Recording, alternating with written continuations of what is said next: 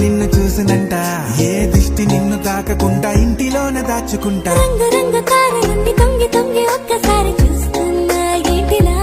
ఆ పైన లేని వెన్నెలంత నేల మీదకొచ్చినట్టు నువ్వు అంటే